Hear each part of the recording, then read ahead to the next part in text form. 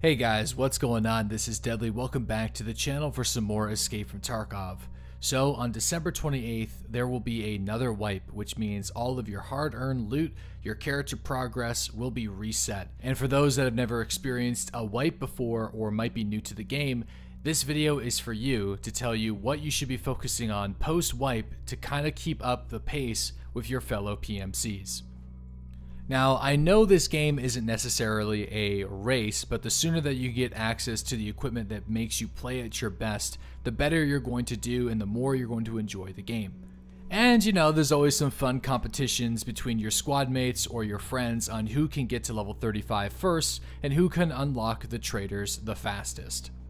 Now, the first thing that you should do whenever there's a new wipe or you're starting a brand new character is you need to accept all the new tasks from your traders. Now, keep in mind, Prapor, Therapist, and currently, as we know it, Peacekeeper can all be leveled together without ruining the reputation of each other. Skier, on the other hand, cannot. So choosing to level Skier before Prapor and Therapist is going to stall your progress because you won't be able to purchase strong enough medication from Therapist level 1, and you won't have access to a wide variety of weapons from Prapor either. And you really don't need to focus on Skier if you just want the body armor and the tactical rigs, because you can get that from Peacekeeper at level 2 anyway, and currently there's no tasks for Peacekeeper. There might be some with this new update, we just don't know yet, but assuming that there isn't, you will be able to just get your armor and your tactical rigs from Peacekeeper until later. Once Prapworth and Therapist are actually level 3 and you have a decent amount of additional reputation that is earned for both of them, that's when I'll start to slowly pick away at the Skier tasks. Now, you always want to make sure that whenever you're doing your tasks, that whenever you turn in one, that it's not going to knock down Therapist to level 2. So that's a little bit of a balance. Just be really mindful of that, because the last thing that you want is to not have access to your multi-purpose medication, and that's going to increase your survivability in every single raid drastically. So losing that is a bit of a bummer, especially for just a few attachments. You can do the initial turn-in for you Edge of Darkness owners with your 4 armor and your Kiver. That won't affect the reputation of Therapist or Prapor, but the first major task, which is going to ruin your reputation, is the task called Stirrup. So you can get to that point, you can even complete Stirrup, just don't turn it in yet until you're ready to go. Now that you know the order that you should be leveling up your traders, the next thing that you need to be keeping your eye on is items for future tasks. So even if you don't have the tasks accepted, you should continue to collect the items that you'll need for the future. A full list of items will be included in the description box below in this video for all of the current task items that you will need in the game. Start gathering these items and saving them whenever you see them in raids to make your life easier down the road. I'm sorry, you standard edition users, because you won't have access to eye cases right away. This might be challenging for you, so just pick away at it, and if you need to actually drop something or sell something, just do it. Don't beat yourself up over it because of your limited stash size. Next on your list is to loot every filing cabinet and duffel bag that you see. After a wipe, another priority will be collecting all of your dorms keys and task keys. In each raid, make an effort to loot every filing cabinet and duffel bag. Also, if you're doing the customs, don't forget to check the factory key spawns, the G-desk key, and the checkpoint key whenever you're moving through the map. Remember that additional rare keys can be traded in some Discord communities, some subreddits, and even sold defense to help out your fellow PMCs. They can also be sold to therapists, and they hold a pretty decent value, so they're worth keeping an eye on and selling them whenever you find additional or duplicates. So the next thing we're going to be talking about is all of you guys that actually care about your soft skills. If you don't, just skip this step. Now, whenever you first start a character, you get a lot of work to do. And if you didn't already know, I have videos on almost all of the soft skills in the game other than Vitality. Those that know about Vitality understand that it's kind of a pain in the ass, so I will be making that video soon, but I just don't have it now.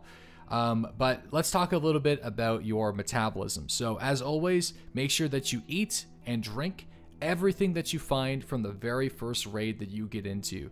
the more that you eat with the food that you find, the less work you're going to have to do down the road. So make an effort whenever you're searching those duffel bags and filing cabinets for keys.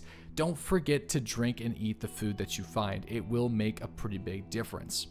Now let's talk about strength. The first part is going to be for the gamma container guys. Don't forget to start collecting your tea bags, which you'll be stacking in your gamma container, which is one method of leveling strength. Now, one alternative method is getting your hands on a documents holder.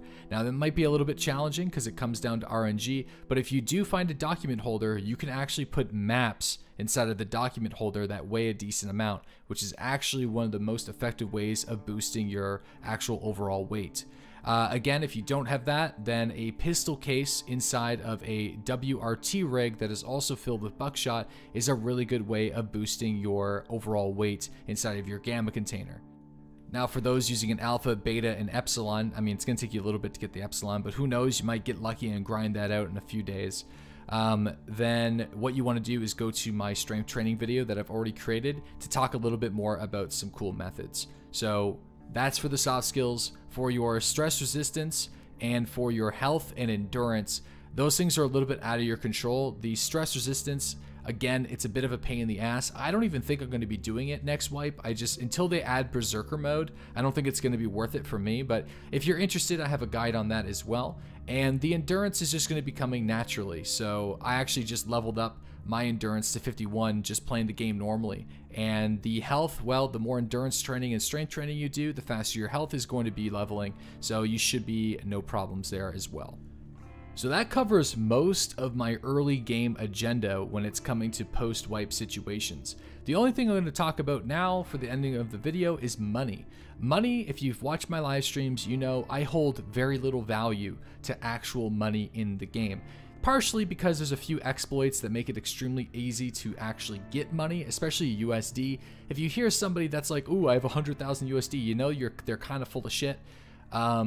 And for that reason, I don't really take the time to farm large sums of money. When I get the money, I convert it into like suppressed DVLs, armor, primarily medication. I rip through so many meds, probably the most meds than any other broadcaster, I bet. So I spend a lot of money.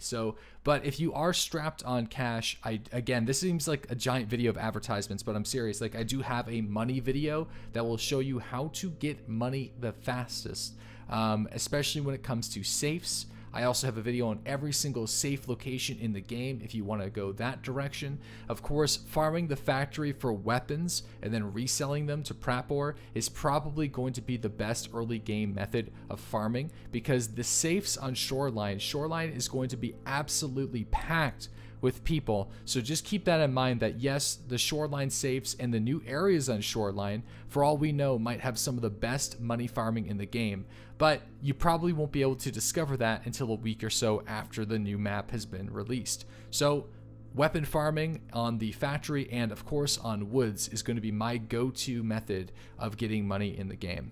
Well guys, that is all of my post-wipe tips for all the new Escape from Tarkov players out there. I hope this helps. I know I had a few people on the live stream ask specifically for this video. So let me know what you guys think in the comment section below. If you think I'm wrong, or if there's any strategies that you guys want to share, or maybe talk about your priorities post-wipe, I would love to hear from you in the comment section below. Anyways guys, I'll see you in the next live stream and have a good one.